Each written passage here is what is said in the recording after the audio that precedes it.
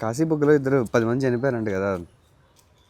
అవును, నేను కూడా ఇందాక మధ్యాహ్నం నుంచి టీవీలో స్క్రోల్ అవుతుంది. అవును, మన ఆంధ్రప్రదేశ్లో ఇదేం కొత్తగా జరుగుతున్నది కాదు కదా. ఇప్పుడు చూడు, అప్పుడు తిరుమలలో ఏకాదశి రోజు అనుకుంటా దాదాపు 6 మంది చనిపోయారు. అప్పుడు చంద్రబాబు నాయుడు గారి మీద విపరీతమైన ప్రెషర్ అయితే ప్రతిపక్షం వాళ్ళు పెట్టారు. దేని గురించి?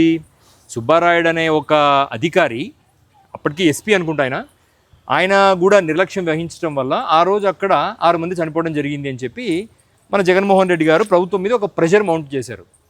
చంద్రబాబు నాయుడు గారు దాన్ని ఏ డైమెన్షన్లో చూశారు?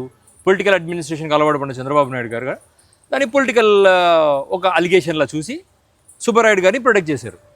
ఆ రోజే అధికారులను ప్రభుత్వం చాలా తీవ్రంగా పరిగణిస్తుంది ఇటువంటి ఈవెంట్ జరిగినప్పుడు అని ఒక అధికారులకు ఒక మెసేజ్ పంపించుంటే ఇవాళ అధికారులు చాలా అప్రమత్తంగా ఉండేవాళ్ళు.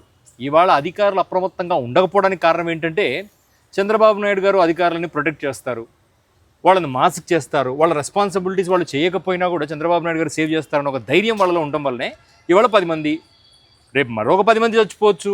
ఎందుకంటే అధికారుల నిర్లక్ష్యం.